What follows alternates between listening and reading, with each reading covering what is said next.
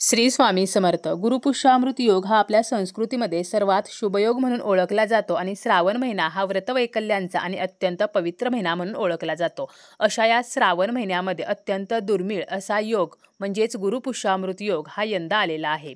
श्रावणातील शेवटच्या गुरुवारी हा गुरुपुष्यामृत योग जुळून येत आहे. 21 ऑगस्टला हा दुर्मिळ योग आलेला आहे. या दिवशी केलेल्या प्रत्येक कामाचे फळ आपल्याला मिळत असते. गुरुपुष्यामृत योगावर केलेले कोणतेही काम हे निष्फळ होत नाही. पुष्य नक्षत्र हे सर्व नक्षत्रांपैकी अत्यंत सर्वश्रेष्ठ नक्षत्र आहे. एकूण 27 नक्षत्रांपैकी पुष्य नक्षत्र जे आहे तर ते नक्षत्रांचा राजा आहे. त्याचप्रमाणे पुष्य नक्षत्र हे शुभमकारी, समृद्धीदायक आणि वृद्धिकारक आहे असे म्हटले जाते. संतुष्टी व पुष्टी देणारे नक्षत्र म्हणजे पुष्य नक्षत्र. असे हे पुष्य नक्षत्र जेव्हा गुरुवारी येते तर त्यावेळेला गुरुपुष्यामृत योग हा तयार होत असतो. अभ्यास व ज्ञानप्राप्ती करण्यासाठी गुरुपुष्यामृत योग हा अत्यंत शुभ मानला जातो. त्याचप्रमाणे गुरुपुष्यामृत योगावर जर आपण कोणता उपाय केला तर या उपायाचे 100% फळ आपल्याला मिळत असते. म्हणूनच गुरुवारी आपल्याला गुरुपुष्यामृत योगावरती अत्यंत प्रभावी असा एक सुपारीचा उपाय करायचा आहे. आपल्या घरामध्ये जर पैशासंबंधीच्या अडचणी असतील, आपल्या घरामध्ये गरिबी आहे जी काही केल्या संपत नसेल तर आपण या सुवर्ण योगावरती हा उपाय नक्कीच करू शकतो. श्रावण महिन्यामध्ये हा योग आल्याने या दिवसाला अनन्यसाधारण असे महत्त्व प्राप्त झालेले आहे. गाईच्या ताज्या दुधाइतका पवित्र असा हा गुरुपुष्यामृत योग असतो आणि या दिवशीच आपण सुपारीचा उपाय कसा करायचा आहे याची संपूर्ण माहिती आपण आजच्या या व्हिडिओमध्ये पाहणार आहोत. ज्याप्रमाणे एका ठराविक वेळी झाडावरचे फळ परिपक्व होते त्याचप्रमाणे ठराविक दिवशी केलेले काम हे जास्त फलदायी असते. म्हणूनच गुरुपुष्यामृत योगावरती केलेले कोणतेही जर काम आहे तर त्याचे फळ आपल्याला हे निश्चितपणे मिळत असते. आपण आपल्या जीवनामध्ये खूप कष्ट करत असतो परंतु त्या कष्टाला हवे तसे फळ मिळत नाही.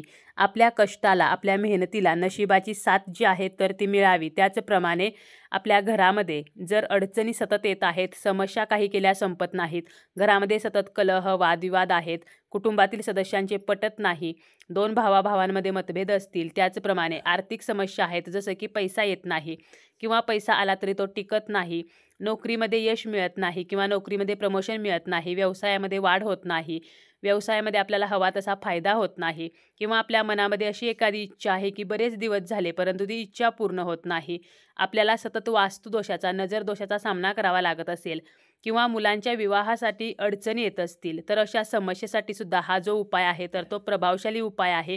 किंवा आपल्या कुंडलीमध्ये काही दोष असतील, राहू केतूचे अशुभ प्रभाव जे आहेत तर त्यापासून सुद्धा आपल्याला मुक्तता हवी असेल तरी आपण हा उपाय करू शकतो.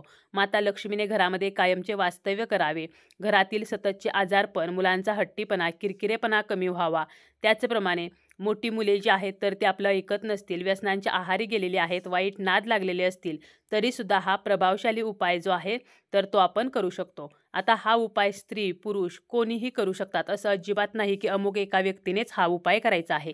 या उपायासाठी आपल्याला घ्यायची आहे ती म्हणजे एक सुपारी आणि 2 विड्याची पाने आपल्याला घ्यायची आहेत आणि तांदूळ घ्यायचे आहेत आणि हे सर्व साहित्य घेऊन आपल्याला देवघरासमोर बसायचं आहे. स्वतःला बसायला आसन घ्यायचं आहे. यानंतर आपल्या कपाळावरती हळदी कुंकू लावून घ्यायचं आहे. त्यानंतर आपल्याला दिवा लावायचा आहे. शक्य असेल तर तुपाचा दिवा लावायचा आहे आणि अगोदर जर देवघरामध्ये दिवा असेल तर आपल्याला पुन्हा दिवा लावण्याची आवश्यकता नाही. यानंतर आपण जे साहित्य घेतलेलं आहे तर ते घ्यायचं आहे. त्याचप्रमाणे एक प्लेट आपल्याला घ्यायची आहे. त्यामध्ये आपल्याला तांदूळ जे आहेत तर ते घ्यायचे आहेत. तांदूळ हे अखंड असावेत, पांढरे असावेत, तांदूळ किडलेले, तुटलेले, फुटलेले नसावेत. कारण अक्षताला आपल्या हिंदू धर्मामध्ये विशेष असे महत्त्व आहे. त्यामुळे आपल्याला व्यवस्थित असे तांदूळ घ्यायचे आहेत. या तांदळावरती आपल्याला काय करायचं आहे तर विड्याची जी पाने घेतलेली आहेत तर ती 2 पाने एकावरती एक तर अशी ठेवायची आहेत. पानाचा देठ देवाकडे येईल अशा प्रकारे आपल्याला ही पाने सर्वप्रथम त्या प्लेटमधल्या तांदळावरती ठेवून घ्यायची आहेत. यानंतर आपल्याला काय करायचं आहे, एक तामण घ्यायचं.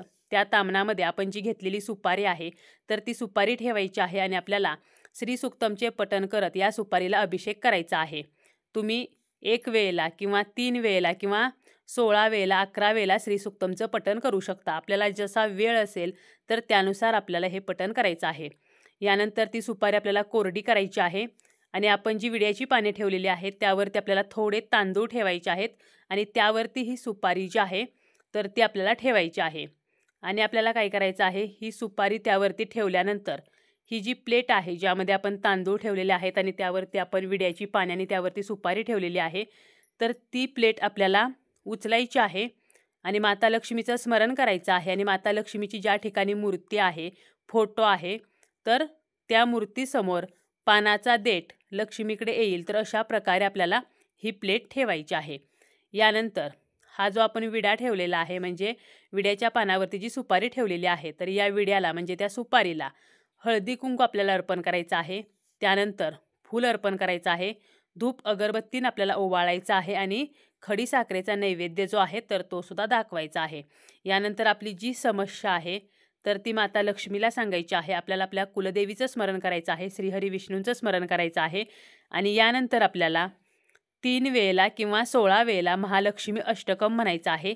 108 वेळेला माता लक्ष्मीचा आपल्याला जो मंत्र येतो तर तो मंत्र म्हणायचा आहे.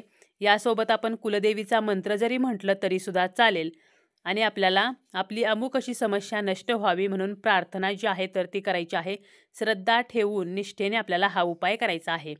आणि आपल्याला दिवसभर ही जी प्लेट आहे ज्यामध्ये आपण विड्याचं पान आणि सुपारी ठेवलेली आहे तर ती माता लक्ष्मीजवळच राहू द्यायची आहे. आणि दुसऱ्या दिवशी एक लाल रंगाचं कापड घ्यायचं आहे आणि त्यामध्ये ही जी सुपारी आहे तर ती सुपारी आणि आपण जे विड्याच्या पानावरती तांदूळ ठेवलेले आहेत तर त्यातील फक्त 5 तांदूळ आपल्याला घ्यायचे आहेत. आणि ही सुपारी आणि 5 तांदूळ त्या लाल कपड्यामध्ये बांधून ही पुरचुंडी जी आहे तर ती आपल्याला आपल्या तिजोरीमध्ये ठेवायची आहे. यामुळे काय होणार आहे तर आपल्या घरामध्ये ज्या पैशासंबंधीच्या अडचणी आहेत तर त्या अडचणी ज्या आहेत तर त्या नष्ट होणार आहेत. मुलासंबंधीची जर एखादी समस्या असेल तर मुलाजवळ त्याच्या पॉकेटमध्ये आपल्याला ही जी पुरचुंडी आहे तर ती ठेवायची आहे. पतीसंबंधी समस्या असेल तर पतीजवळ, पतीचं म्हणजे कपाट असेल, टेबल असेल किंवा पतीच्या पॉकेटमध्ये जरी आपण ही पुरचुंडी ठेवली तरीसुद्धा चालेल.